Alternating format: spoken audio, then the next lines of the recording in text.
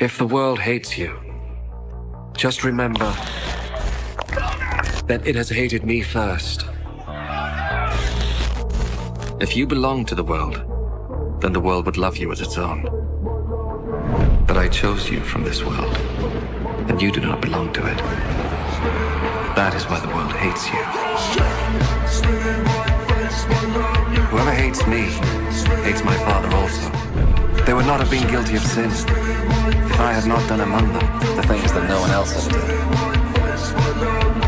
As it is, they have seen what I did, and they hate both me and my Father. They hated me for no reason at all.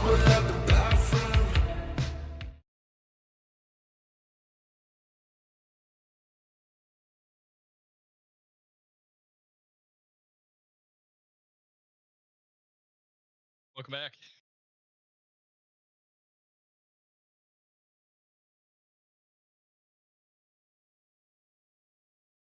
Yeah, I can hear you. That's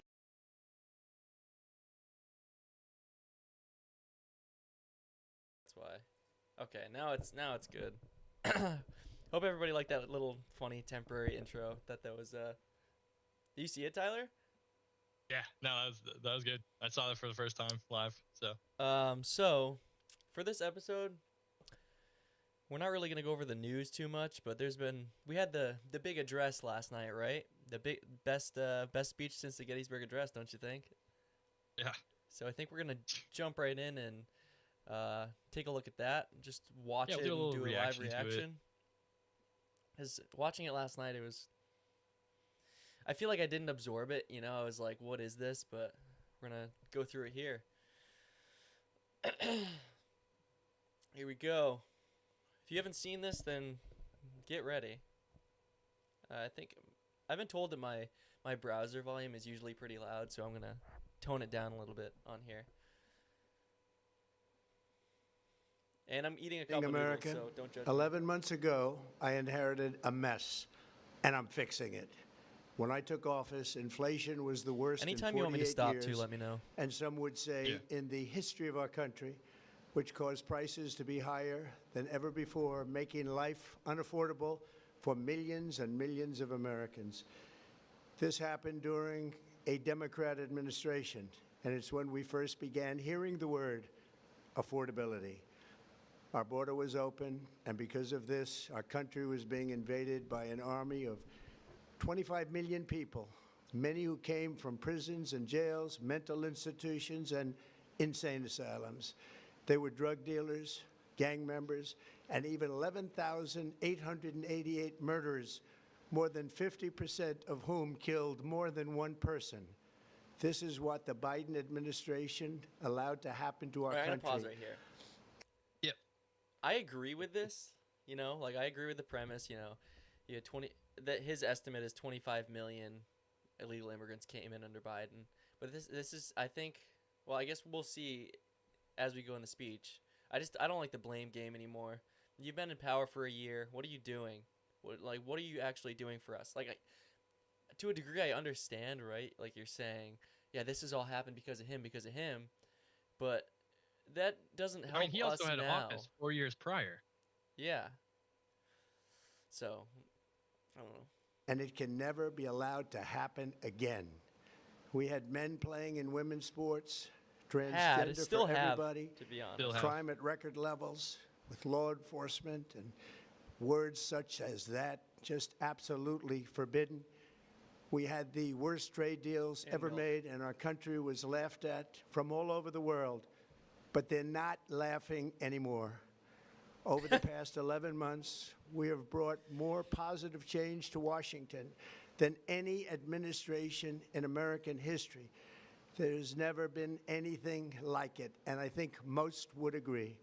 I was elected in a landslide, winning the popular vote and all 7 swing states and everything else, with a mandate to take on a sick and corrupt system that really just took the wealth from people and crushed the dreams of the American people. For the last 4 years, the United States was ruled by politicians who fought only for insiders, illegal aliens, career criminals, corporate lobbyists, prisoners, terrorists, and above all, foreign nations let's take a hold on. which Let's take a took quick pause. advantage of. Fighting for lobbyists in foreign nations is it's ironic. Because I would argue that currently we have one of the biggest issues with foreign lobbyists I we've had. would even make the argument. Yeah, I mean, I think you're saying the same thing, that might be worse. It's worse. Yeah, I think it's worse than it maybe has ever been. I mean, we just signed another bill just went through Congress to send another $650 million to Israel, I think. For what? For what? And if nobody watching has seen Trump's Hanukkah speech that he gave like a day or two before this one, I would go take a watch. I mean, I don't exactly recall, but I don't remember one time where he said these people are all for America and these people are his biggest donors. Miriam Adelson was there, and she's his largest donor, and I think she's giving him a total of $250 million. After this, we should play the clip of Trump. What is it? Trump's the first Jewish president Mark of Levin, the United States. Mark Levin. Yeah. All right. But yeah, I think that's just that's not true. With corruption, corruption's going away. You haven't attacked the deep state at all. Nothing like we had hoped.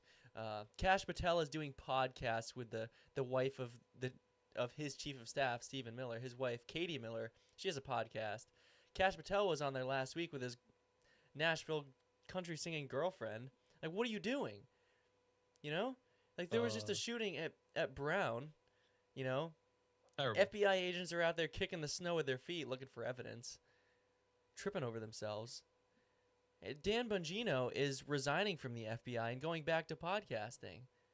Yep. Because he probably realized the system's too corrupt and he can't actually make a difference. Of us at levels never seen before. They flooded your cities and towns with illegal aliens. They decimated your hard-earned savings. They indoctrinated your children with hate for America.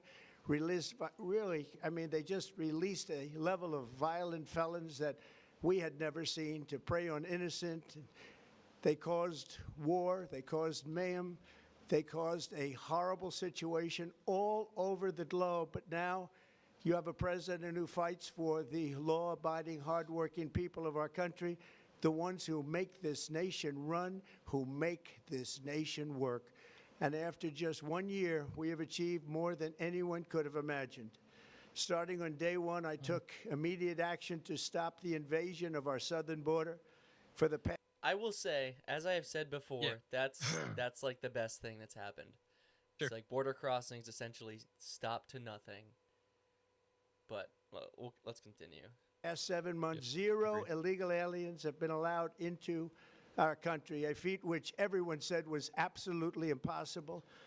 Do you remember when Joe Biden said that he needed Congress to pass legislation to help close the border? See, this is what He I was don't think we always have. blaming this Congress is what I and don't think he needs to be doing. I don't think he needs to keep bringing up the past to make himself look better. Yeah. Like the current office should be more about what they're doing in real time rather than what's happened in the past. I mean, there's nothing you can do about it at that point. Like, you're working to reverse it. I get that, but Well, it should be about. Go ahead. We know that Biden was not mentally capable of serving the role as president. We heard the sharp as attack line from all the major news outlets, from his staff saying, no, he's fine. He's perfectly capable of being president. Yeah. We know that wasn't true. But, I mean, it's not like it's all... I guess it's more of like the Democrats that were in power basically used him as a puppet, but not that he didn't necessarily agree with what they wanted to do, but... I don't think that he's solely responsible. I think it's... He wasn't making those decisions. Yeah. AutoPen. Yeah. Everyone else. As it turned out, we didn't need legislation. We just needed a new president. We inherited the worst border anywhere in the world, and we quickly turned it into the strongest border in the history of our country. In other words, in a few short months, we went from worst to best. We're deporting criminals, restoring safety to our most dangerous cities. Just take a look at... We're still not deporting as many... We're not deporting even at the rate that Obama was deporting during his 8 years as president. And we're doing mass deportations, right? It's not even hitting those Obama numbers. Washington, D.C., it's at levels of safety that we've never seen before. And they decimated the bloodthirsty foreign drug cartels. We did that all by ourselves with our people, and we're so proud of it because they were poisoning and destroying our population. Drugs brought in by ocean and by sea. What do you mean they were? You think that you blow up 10 motorboats? You think that maybe it's like, I guess it's like 20 now, right? You think that blowing up 20 motorboats all of a sudden stops the entire flow of drugs into the country? What about the cartels? What about the cartels in Mexico? Drugs by ocean and by sea. Do you think that was supposed to be land and by sea? Probably. Yeah. Because I feel like, but yeah, we get the point. It's just yeah, it's stupid. It's like, what are your statistics? Oh, he's gonna say I think he's gonna say are now down 94%. We have broken the grip of sinister woke radicals in our schools, and control over those schools is back now in the hands of our great and loving states where education belongs. After rebuilding the United States military in my first term, and with the addition we are adding right now, we have the most powerful military anywhere in the world, and it's not even close. I've restored American strength, settled 8 wars in 10 months, destroyed the Iran nuclear threat, and ended the war in Gaza, bringing for the first time in 3,000 years peace to the Middle East. Is the Middle East peaceful? As far as I know, that war is not over, and people are still dying. So, if you're only watching the mainstream media, you wouldn't know that. But that war is certainly not over. The ceasefire is not being followed. I think it's mostly from what I've seen, it's one-sided. Israel attacking Gaza still, because there's some not imaginary, but there's like a yellow line that's not actually drawn in the territory, but a yellow line that Israel recognizes as their buffer zone. So whenever a Palestinian crosses that line, they basically just shoot them or blow them up. So it's not over. The war is not over. Middle East, and secured the release of the hostages, both living and dead. Also, here at home, we're bringing our... In my opinion, peace means tensionless. And I don't think they'll ever be completely peaceful. Everyone is kind of content with their situation. Yes, it's just they're both not looking at, for a imminent spark. threat of sending troops over there. Yeah. Economy back from the brink of ruin. The last administration and their allies in Congress looted our treasury for trillions of dollars, driving up prices and everything at levels never seen before. I am bringing those high prices down and bringing them down very fast. Let's look at the facts. Under the Biden administration, car prices rose 22% and in many states 30% or more. Gasoline rose 30 to 50%. Hotel rates rose 37%. Airfares rose 31%. Now, under our leadership, they are all coming down and coming down fast. Democrat politicians also sent the cost of... I think these are... The way that this data is being presented, I think it's misconstruing things. Right, because... It's 1.5% under zero, or is it... I don't think this is... No, it's 1.5% under 18.5, I would think. There's no way that any of this is true. 18 and a half... Oh, what is this? I can't read this because the... Yeah, I know. That would imply... Right there. That would imply that things are... Whole chicken is down 30%. I haven't seen this. Pork down 18.6% since Biden was president. No.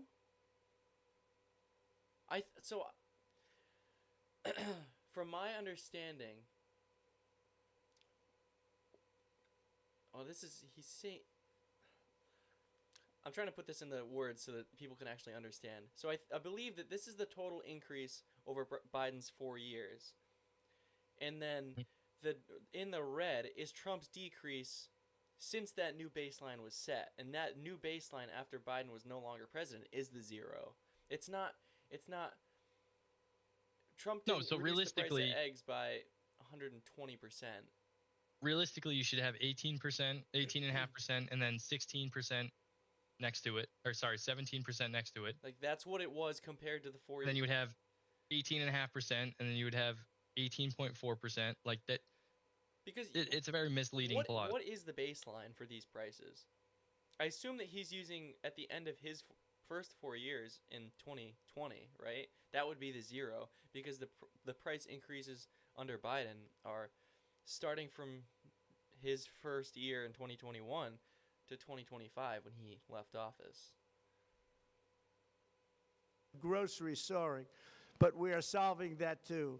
The price of a Thanksgiving turkey was down 33% compared to the Biden last year. The price of eggs is down 82% since March, and everything else is falling rapidly. So eggs down 82%, he said? Okay, so when I talked to you about this earlier, I was like, all right, that doesn't make sense. And you said something like, yeah, but that was like compared to when eggs were like $15. Okay, if that's true, that would imply that eggs are $3 a dozen now, which they aren't by me, I can tell you that. But also, I don't understand how he said on multiple accounts that things have come down over 100%. If it comes down 100%, the graph says that. No, not even the graph says that, first of all. But second of all, if that's true, if something comes down 100%, doesn't matter what the price was, it is now $0. If something costs $100 and it's down 100%, $0. Or if something is $1 million and it comes down 100%, that is still $0. Yeah. So it's impossible for something to come down over 100%. Yeah. And I don't know what his baseline is. I mean, there's no context here to what these percentages relate to, but even 82% is seemingly a wildly unrealistic number. So he's saying 82% in his chart right here, which we're looking at, the 15.8% decrease here is eggs, and he just said it's 82%. So it's 106.3%, but it's actually, what is that, 90.5% that it's up since 2020? Hang on. Maybe it's coming down. I think I know I think I know where he's getting these numbers. Please enlighten me. All right, hold on. I must look like a buffoon eating my noodles.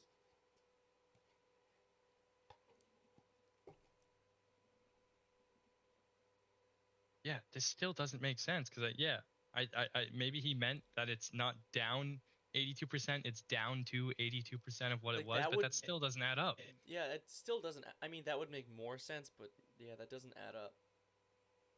You want to keep going? Yeah, keep going. And it's not done yet, but boy, are we making progress. Nobody can believe what's going on. Here are just some of the efforts that we have underway. You will. Let's go back for 1 second. A 0.1% decrease in the price of pork. That's not worth going on national television and saying we're doing so much. People aren't really feeling that, and with the cost of everything else going up, that's maybe not listed here. If these numbers are even accurate, that shouldn't even be on the list, you know? No, it's also like such a slight fluctuation. Like that's like saying, you know, he caused a stock to go up 0.1%. Yeah, I would say that's just a market fluctuation. I don't even think that you can say that that's because of him being president. Oh, now I sound like a liberal, but I'm not. I think that we just need to really think about where we are, and no matter who's the president, which side they're on, which side you voted for, that you're putting the pressure on them as the populace who voted for him, that, buddy, this doesn't make any sense, and we're not feeling this. We're not feeling this at the store when we're checking out. This is not the reality that we live in. No, there's too many people that just look at this and go, wow, he's doing great. And they just blindly, like, you should just question it. You shouldn't just blindly agree with these improperly presented statistics. What's going on. Here are just some of the efforts that we have underway. You will see in your wallets and bank accounts in the new year. After years of record-setting falling incomes, our policies are boosting take-home pay at a historic pace. Under Biden, real wages plummeted by $3,000. Under Trump, the typical factory worker has seen a wage increase of $1,300. For construction workers, it's $1,800. For miners, we're bringing back clean, beautiful coal. It's $3,300. And for the first time in years, wages are rising much faster than inflation. Remember that. Last I I also checked, haven't inflation was experienced 2.7%, right? I thought it was higher. I thought it was down to 2.7%. And that, if all this is true, that's good. Like if these wage increases are true and supported by the data, I think that's good. That's obviously good to have wage increases. I think we need to compare this 0.7, to... yeah, you're right. What? You're right, 2.7. I think we need to look at wage increases relative to average price of a family SUV, right? Or a average size of a single family house, or average, sorry, did I say size? I meant price. Price of a family SUV, price of a single family house, because those prices are increasing. He said that the car prices are going down. I don't think that's true at all, because there's tariffs on foreign imports to the United States, and then the companies that are investing in the United States, their labor is going to be significantly more expensive when they're forced to build their cars here than in Mexico or somewhere else, you know? Yep. It's $3,300. And for the first time in years, wages are rising much faster than inflation. Remember that. The wages, just look at it. Wages are going up much faster than inflation. How big is that? Very importantly, there are more people working today than at any time in American history, and 100% of all jobs created since I took office have been in the private sector. Think of that. 100% of all jobs have been in the private. That's probably true because there's a federal government hiring freeze. So I'd say that's probably true. Private sector rather than government, which is the only way to make a country powerful and great. Unemployment is up. This to historic trend will 4.6%, continue. I believe. Already, So it's going I've secured a record-breaking $18 trillion of investment into the United States, which means jobs, wage increases, growth, factory openings, and far greater national security. Much of this success has been accomplished by tariffs. My favorite word, tariffs, which for many decades have been used successfully by other countries That's against us. That's another one I give him credit for. I but think I not could see anymore. those working in the long term. Companies know. Yeah, I think it's just like figuring out how to make deals with countries about the correct rate. Like, I think how to balance them. Yeah.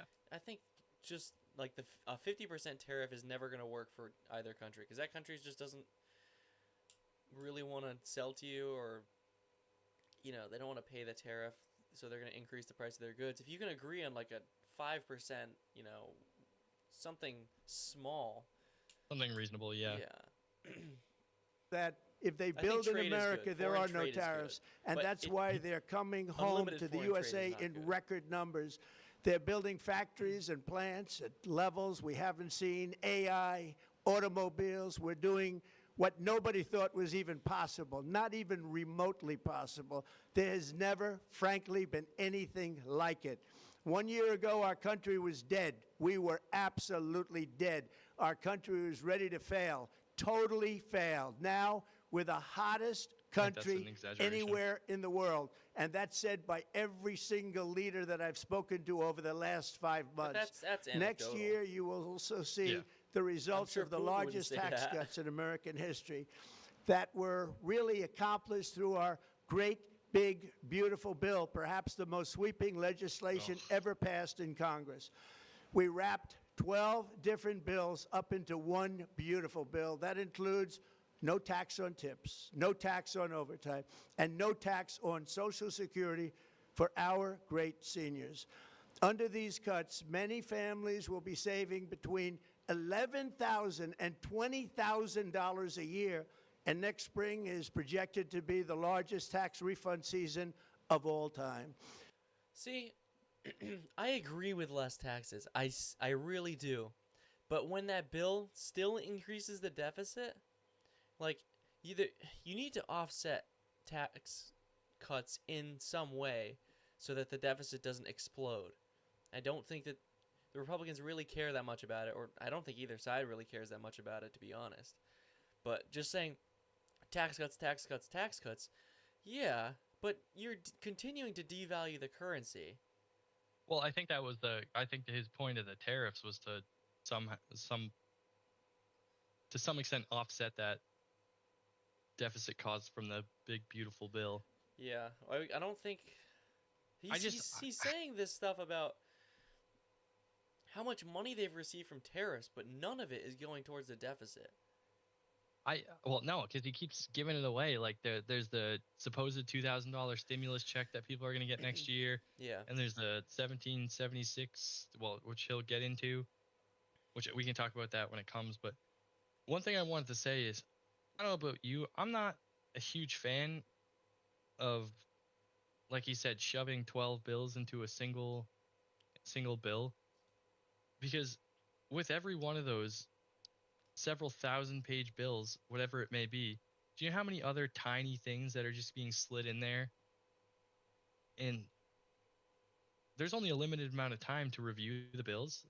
I just find it hard to believe there's people combing through every page of that bill, checking that there's not, ridiculous things being slid in. I mean, that's what we saw with the Department of Government Efficiency. Mm-hmm. All that stuff that was going on probably just got slid into bills over the years, and it just goes unseen until it gets to a point where it's out of control. How do you even look at a bill that's 10,000 pages long? Like, right? Where do you even start?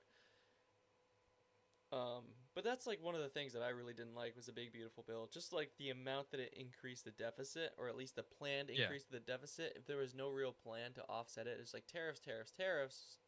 Yeah, but I don't know if the numbers that he's actually saying that the United States has received in tariff money is accurate. I think if we factor in inflation, I don't know. I'm not exactly sure on that. Like, I think prices are still across the board going up for the most part. Maybe slower. I'd say slower. But tariffs do have an effect on the price of goods. It's undeniable. Yep. And the deficit long term has a price on the health of the nation and the health of the entire economy. And I don't know if he gets into it in this thing, but he said before the stock market has reached new highs. Stock market has reached new highs. It's like, yeah, that's because there's so much of the U.S. dollar in circulation that it's like they're like not real numbers anymore. The Dow's at 50,000 or whatever.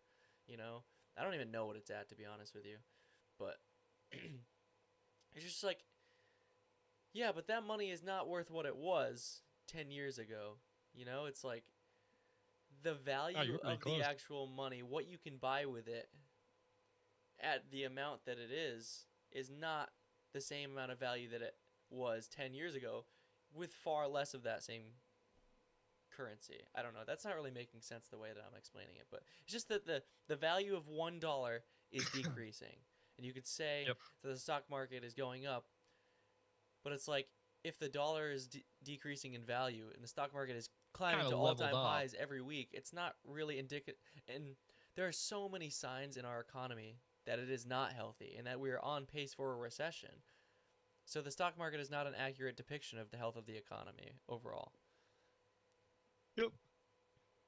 Because of tariffs, along with the just passed One Big Beautiful Bill, tonight I am also proud to announce that more than 1,450,000, think of this, 1,450,000 military service members will receive a special, we call warrior dividend before Christmas, a warrior dividend in honor of our nation's founding in 1776.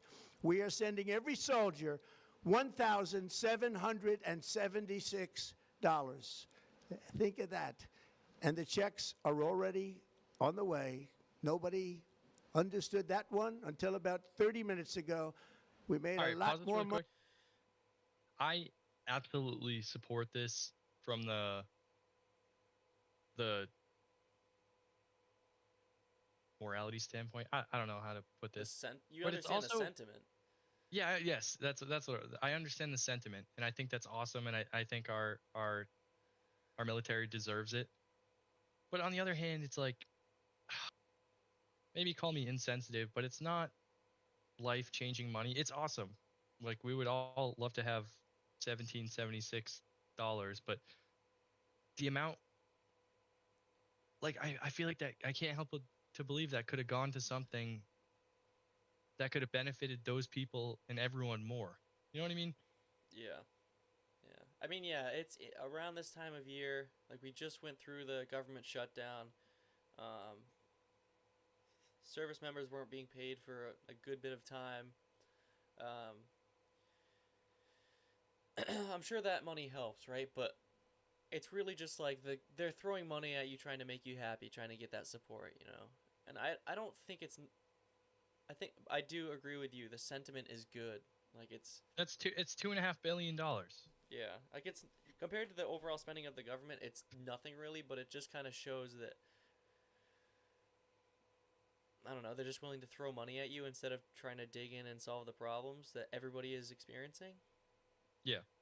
Not that $2.5 billion is going to make a difference, but And to be fair, so maybe to reiterate that I'm not being insensitive, but even the $2,000 stimulus check that everyone's supposed to receive next year, I don't know where that is, but even then, I would rather, instead of me have that money, put it somewhere beneficial to the whole country. yeah, I mean, if it was a $2,000 stimulus check for 340 million people in the country, or 325 million, whatever our population is, that's 600, almost $700 billion.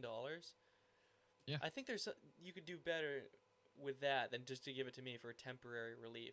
I know that might sound insensitive Right. to the people who are really struggling, but everybody is going to be struggling if we continue on this path of rampant spending and not actually Yep. caring about the spending and the deficit.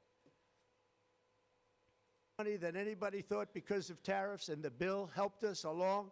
Nobody deserves it more than our military, and I say congratulations to everybody. And by the way, we now have record enlistment in our military, and last year we had among the worst recruitment numbers in our military's history. What a difference a year makes. In addition, I'm doing what no politician of either party has ever done, standing up to the special interests to dramatically reduce the price of prescription drugs.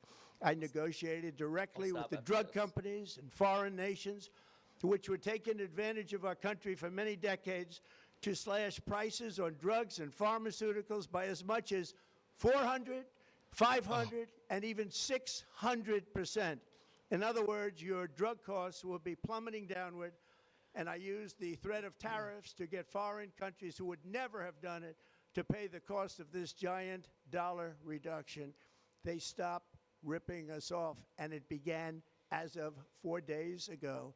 There has never been anything like this in the history of our country. Drugs have only gone up, but now they'll be going down by numbers never conceived possible.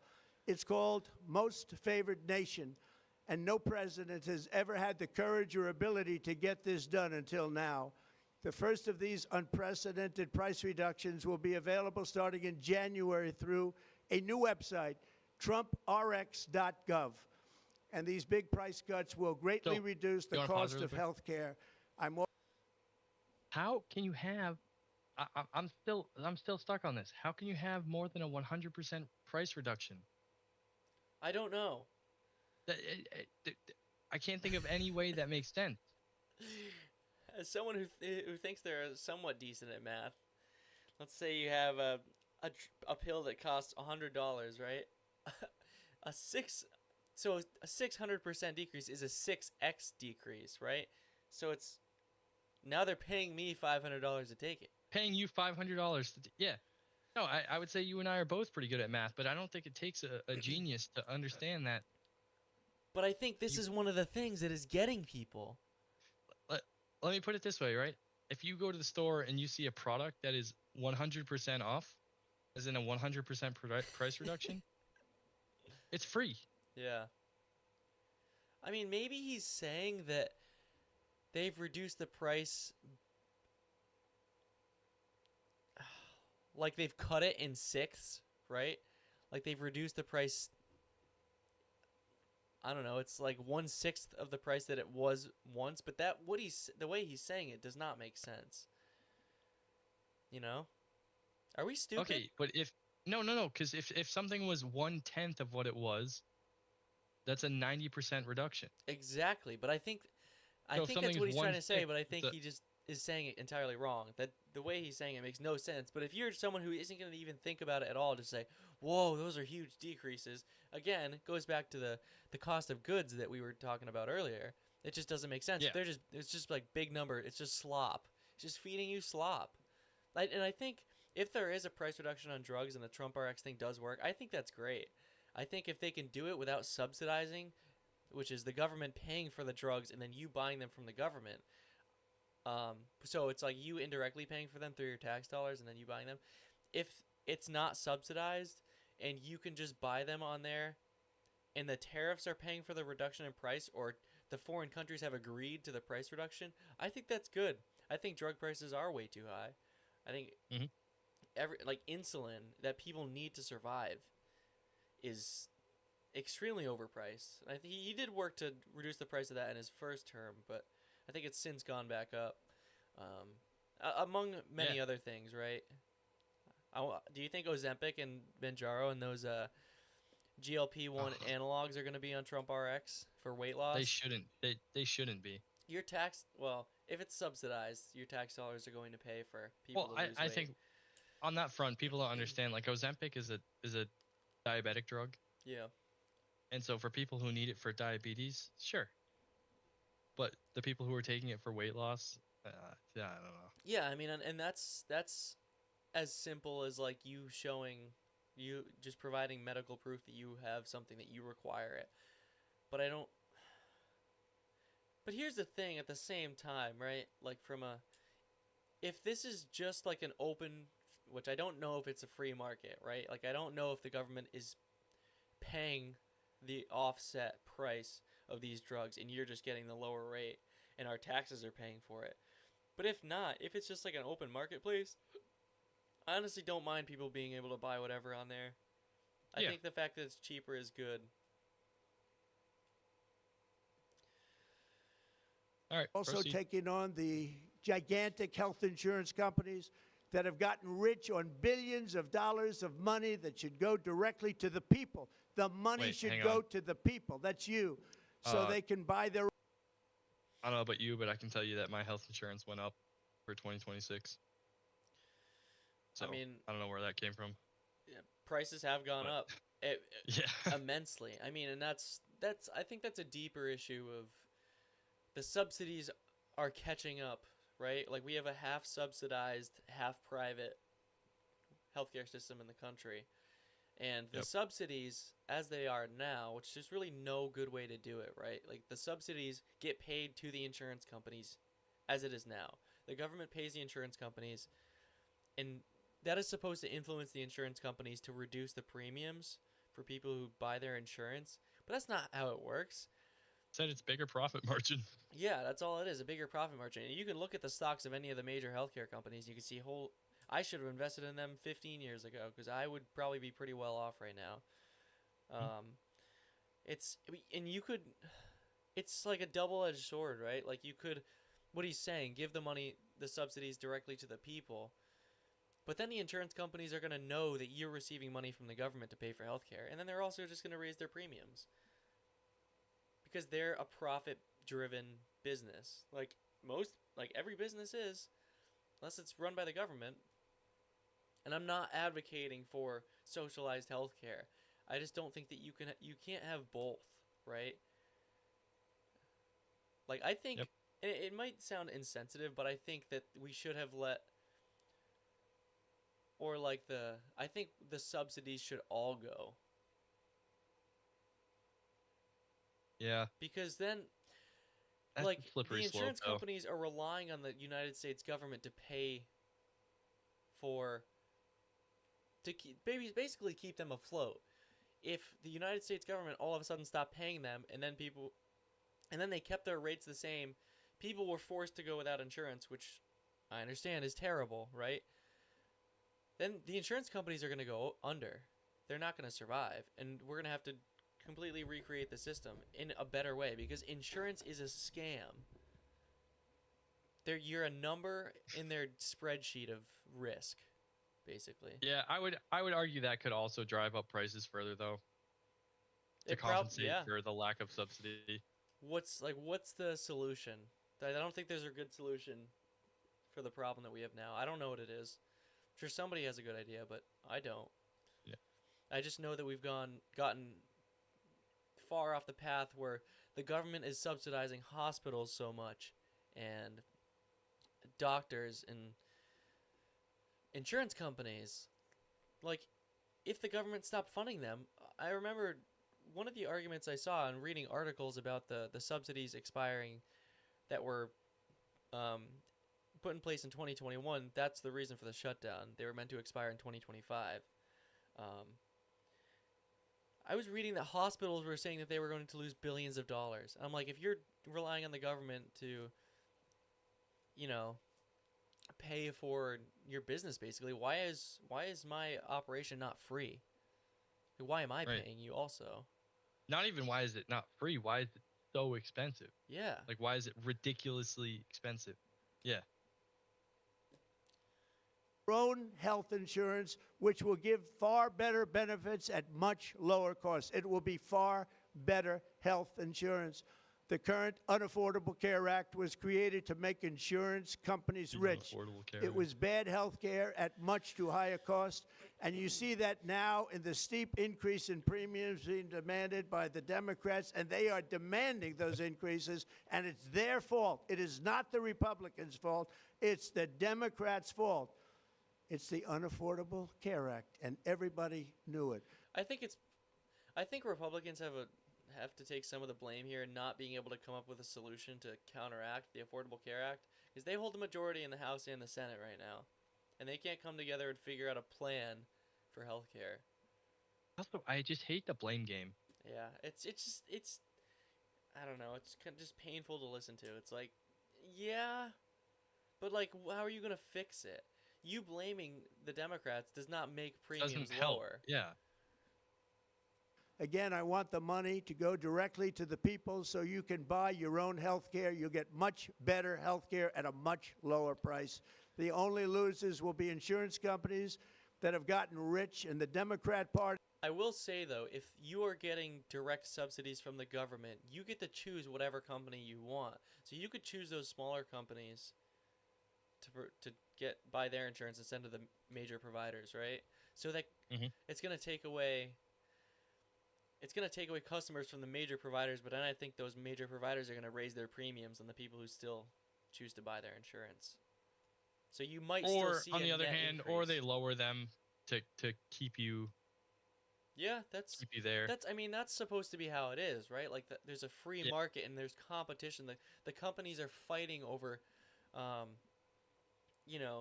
they're fighting over customers. So, my price is lower. No, my price is lower, and they continue to battle until they're at a place where like their prices are low enough that it's affordable.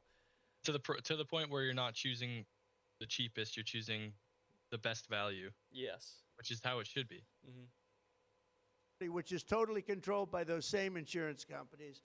They will not be happy, but that's okay with me, because you, the people, are finally going to be getting great health care at a lower cost. Another major focus is the cost of energy.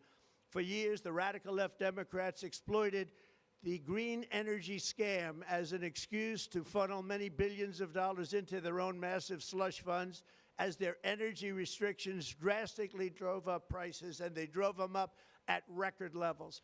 Let's pause this. I just want to take a good look at it. So I don't know why that thing is at the bottom. Text I can't see the dates. 2017. You can make them out though. So 18, 19, 2020 yeah. was 17 to 25. beginning of COVID. That was like prime for driving around. Gas was so cheap. Yeah. That summer of 22 was so bad.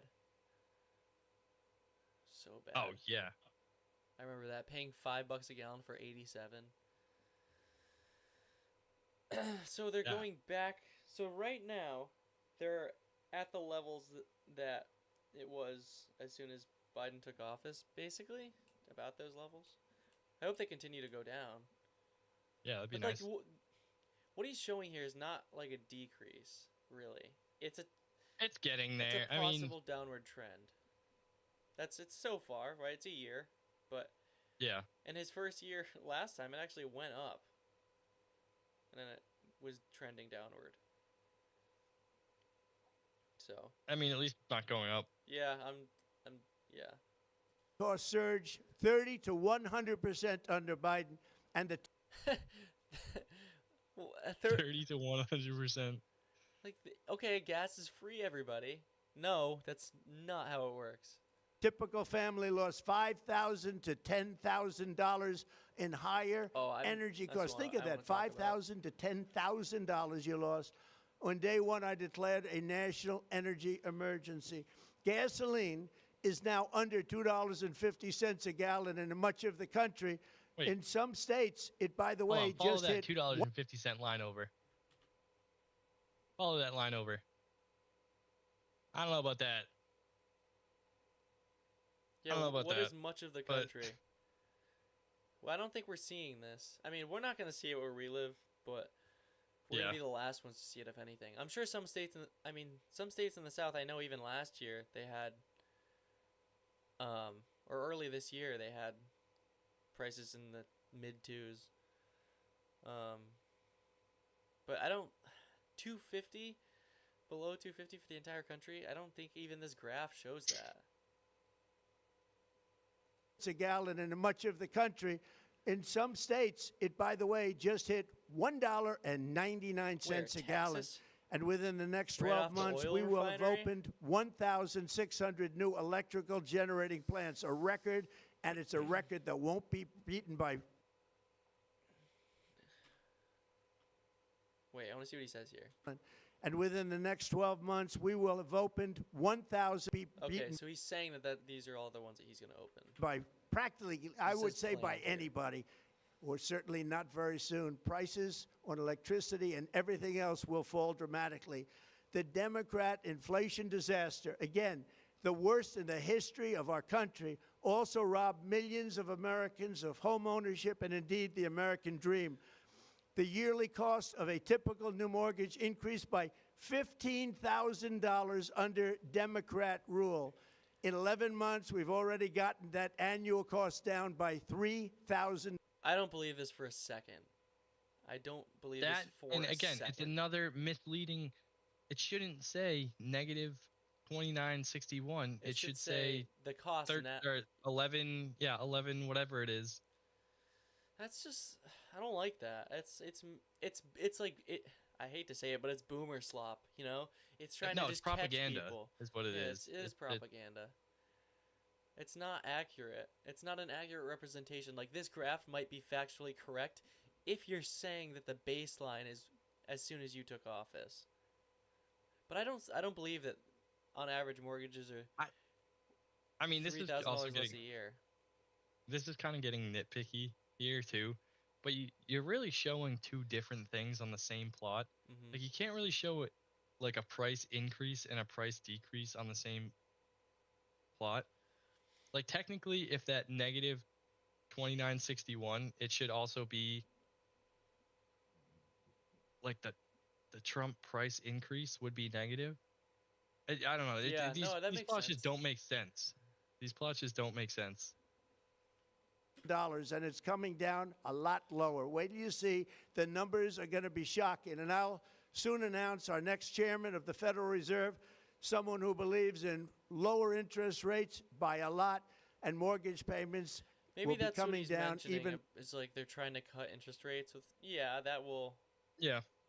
slightly, but I mean, they're gonna what drop it, A 0.25%. tenth of a percent. Yeah, Yeah. and it's at average rates are 6.7% for mortgages right now.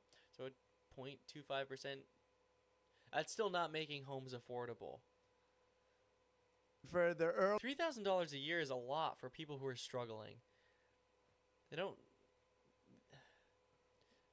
I'm being the nitpicky, but new year, and Yeah. you will see this in the new year, I will announce some of the most aggressive housing reform plans in American I history. hope that's true. A major factor in driving up housing costs was the colossal border invasion. I agree with that. We have never Yep. been invaded. This is the worst thing that, frankly, in my opinion, the worst thing that the Biden administration did to our country is the invasion at the border.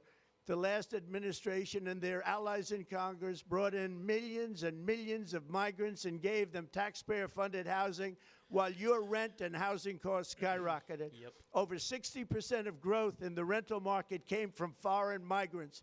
At the same time, illegal aliens stole American jobs and flooded emergency rooms, getting free health care and education paid for by you, the that's true. American taxpayer. They also increased the cost of law enforcement by numbers so high that they are not even to be mentioned. For the first time in 50 years, we are now seeing reverse migration as migrants go back home, leaving more housing and more jobs for Americans. In the year before my election, all net creation of jobs was going to foreign migrants. Since I took office, 100% of all net job creation has gone to American-born citizens, 100%.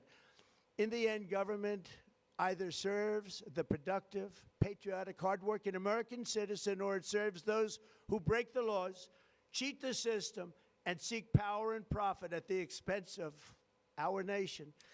Look at Minnesota, Strong where finish. I'll give 'em that. Somalians Strong have taken finish. over the economics of the state and have stolen billions and billions of dollars from Minnesota talked and about indeed that from the Minnesota United thing. Yeah. States of America. Yeah. And we're going to put an end to it. For so long as before my Just touching on the Minnesota thing, I was watching. Tucker did a show yesterday or the day before about Minnesota. He was talking to people. So I guess Maine is also having a big problem with Somali immigrants, and they're not even like. They're being really stupid about it. So he played a clip of Elon Omar, basically saying, like, we need to send money to our home country. Like, your home country. I thought you were an American citizen. And then Yeah, another, isn't this- I forget what her position was. Somebody in Portland, a Somalian lady in Portland, was like saying something about her home country. It's like, this is not our home country, Somalia. It's like, mask off. You all need to go back. Yep. I'm sorry if that's like. And do you know Tyler Oliveira? He does like street interviews. I've probably seen him. I don't know if I know. Well, the I was name. watching. He went to Minnesota and was going to largely Somalian complexes and just asking them, just like here, not even like trying Oh, to yeah. be Okay, I know. provocative. He's just like asking them questions, and he's like, "Do you think that there should be any assimilation into America?" And they're basically like, "No, like." We came here. We want to Yeah, stay that's together crazy. because we have more political power and we want to like make change. I'm like, you people need to go back. I don't even care if you're here illegally. If that's your goal, I think you should go back. You're not willing to change your ways at all for a more cohesive society. election, the vast majority of good and decent Americans were forced to watch as corrupt politicians plundered the halls of power, exploited our taxpayers, and pillaged every system that makes civilized society function. But not anymore, and you see that every day, not anymore.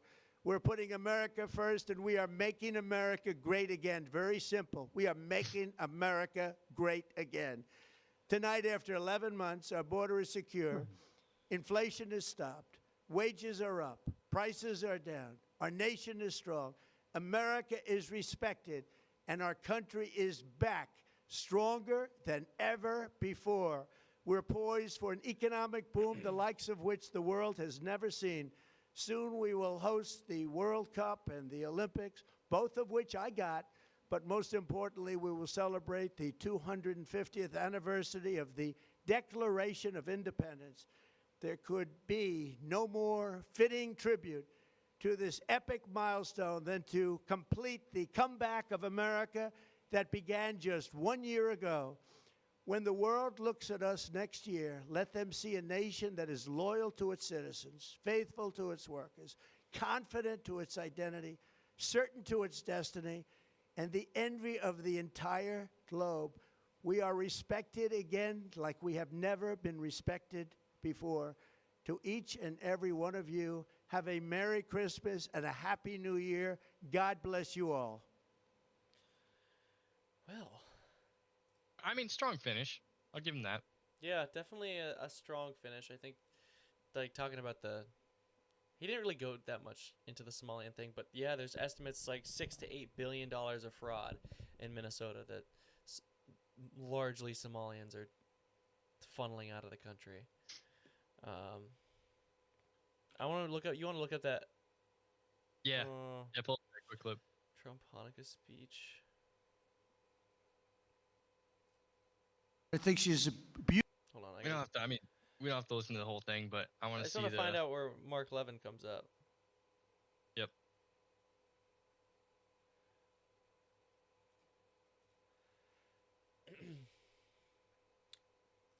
Let me just get my browser tab back up.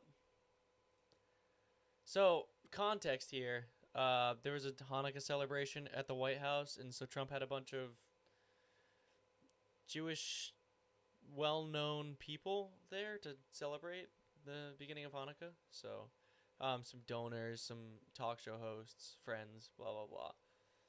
My daughter-in-law is doing well, and you always did well. The great one, Mark Levin.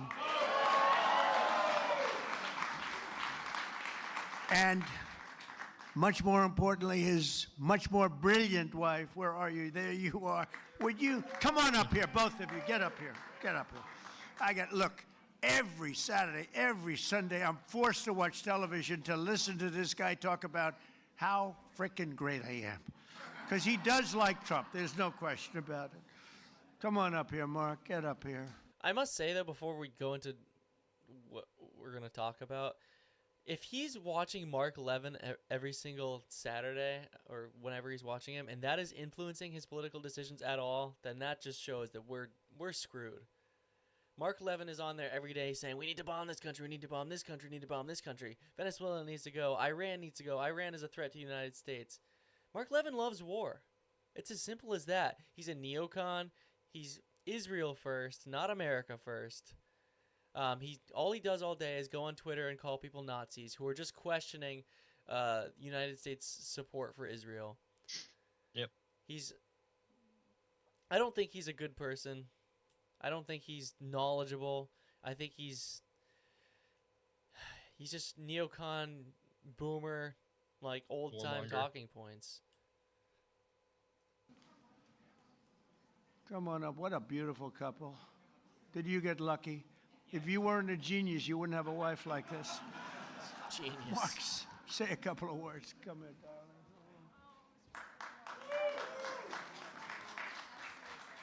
And these people do like Israel. Hold on. See? Do they like America? And he loves Israel too. It's true. Like, 2 seconds. Just 2 seconds. 6 years ago, I was up here, and I said, "This is our first Jewish president." It's true. Now he's the first Jewish president to serve two not consecutive presidencies. We thank you That's for right. everything. That's right. Bad things happened on the second one. Namely, the election was rigged. And we found out, and you see that happening. But And you are the greatest president. thank you very much. And God bless you. I miss you. I miss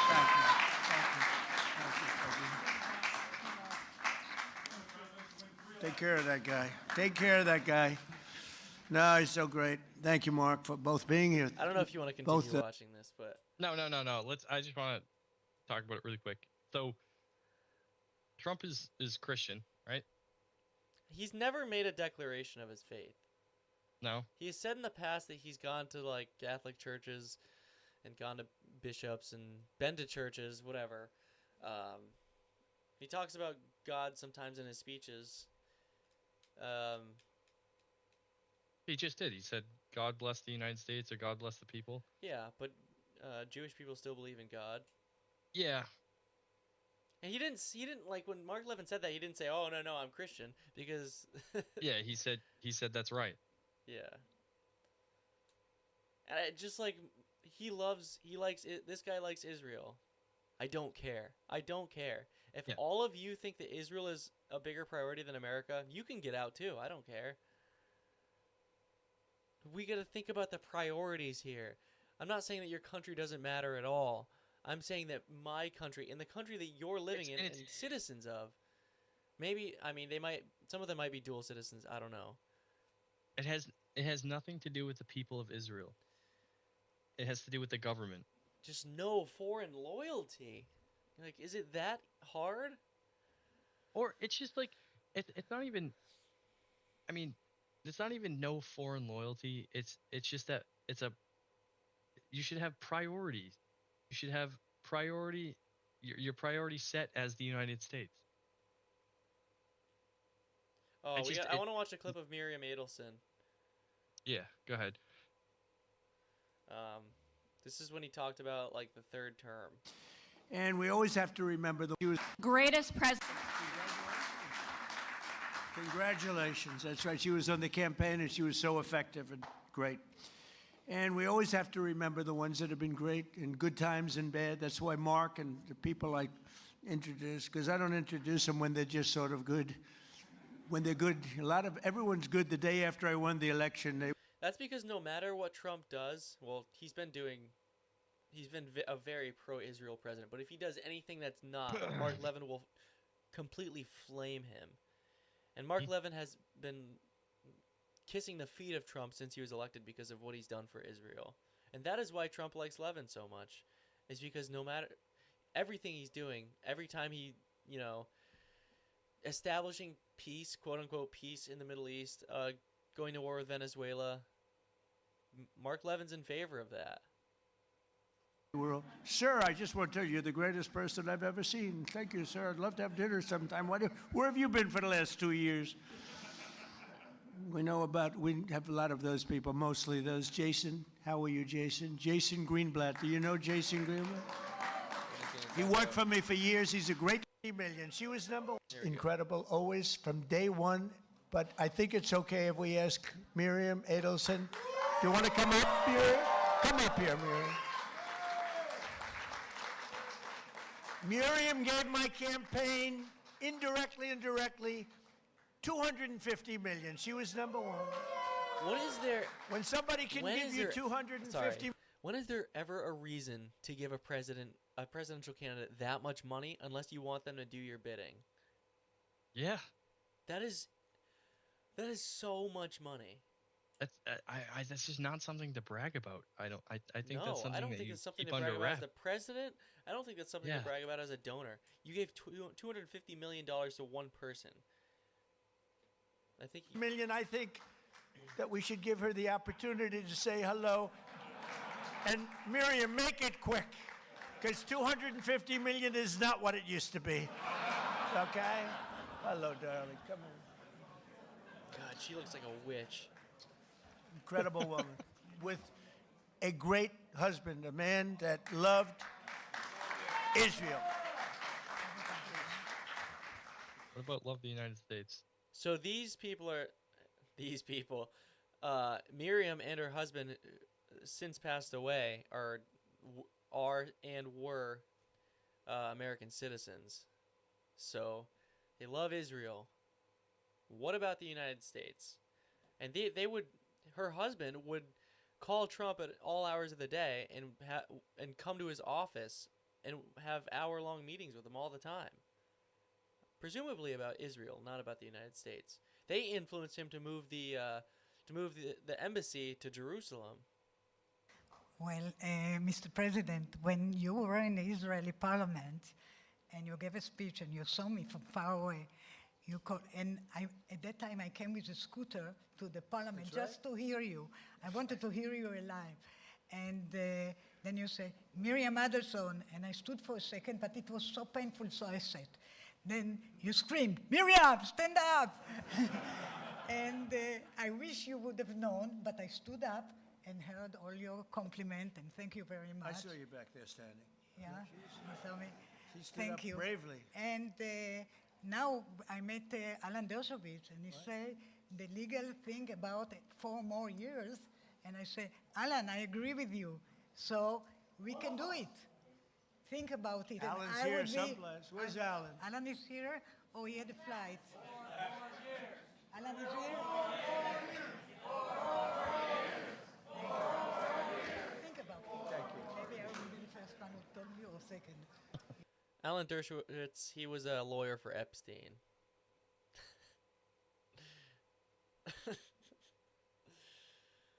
But Oh, Oh, well, this is like, we think it's legal, 4 more years, and we'll give you even more money, and you can do even more of our bidding, our foreign nation bidding. You're a citizen of America, but you're also a citizen of Israel. I mean, she barely speaks English. I'm gonna bet that she doesn't necessarily live in the United States. That may be wrong. I don't know, and that doesn't even matter. But it's like, No. if you are living in the United States and you're lobbying for a foreign nation, that's even worse. Regardless of what you think, like, this is just crazy. Think of a country like if I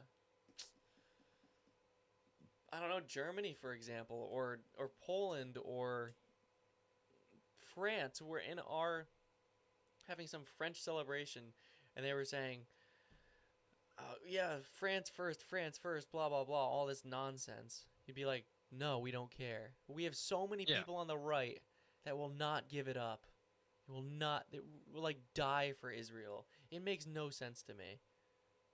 It's just like a small country in the Middle East, provides virtually no resources for itself, provides nothing to the United States. Not our ally, in my opinion. Mm. And it's just there's a status quo ally. They've been our ally for the longest time, traded intelligence with us, bought our weapons. It's just like, have we ever just taken a second to be like, why are we friends with you? yeah. You've screwed us over so many times. We shouldn't be friends with you. I don't know. Those are my thoughts. We've been going for an hour. I know we wanted to do a quicker episode today. We're Yeah, both I'm kinda coming off of- recovering from a little sickness, Yeah. so We voices will, aren't up to snuff. I know we got Christmas next week, so we may try to pre-record an episode and post it Yep. at the normal time, or at least around the normal time. So stay tuned for that. We'll give an update on Twitter or something what our plan is. But Yeah, I want to find that. Hold on.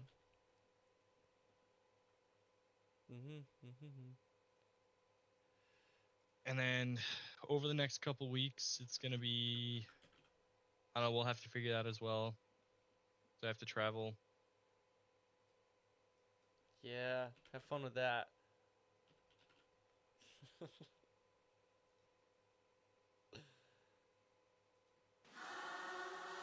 Oh wait, sorry. Oh, I see what you're looking for. Are we in the United States anymore? Or is this Israel? Sorry. It's just like, so we just showed like a couple minutes of that Hanukkah speech, but I watched the whole thing and I was just like, this is insane. Like I understand it's a Hanukkah celebration. And probably all the people there Yes, are Jewish. and happy Hanukkah to those who celebrate it. Yeah. Happy Hanukkah to those who celebrate it. I don't celebrate it, but I mean, I'd like to separate the fact of Hanukkah from the nation of Israel. Like it's a Jewish ethno-state. It's like 10% non-Jew, but just decouple from the nation that's sucking us dry. We just sent another 650 million there, as I think I said in the beginning. It just makes me angry. Like, if he was shilling for any country, I would feel the same way.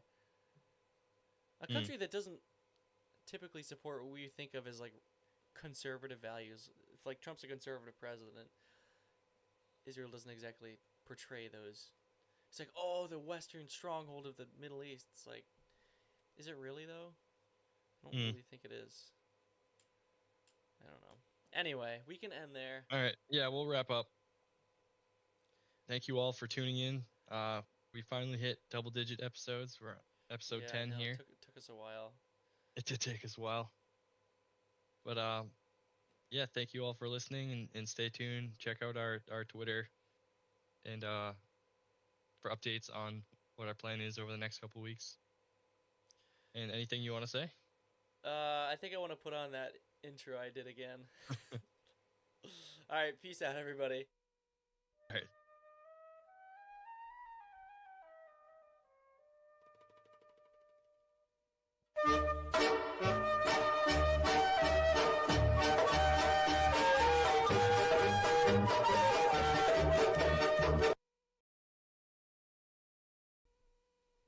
If the world hates you, just remember that it has hated me first. If you belong to the world, then the world would love you as its own. But I chose you from this world, and you do not belong to it. That is why the world hates you. Whoever hates me, hates my Father also. They would not have been guilty of sin if I had not done among them the things that no one else has done.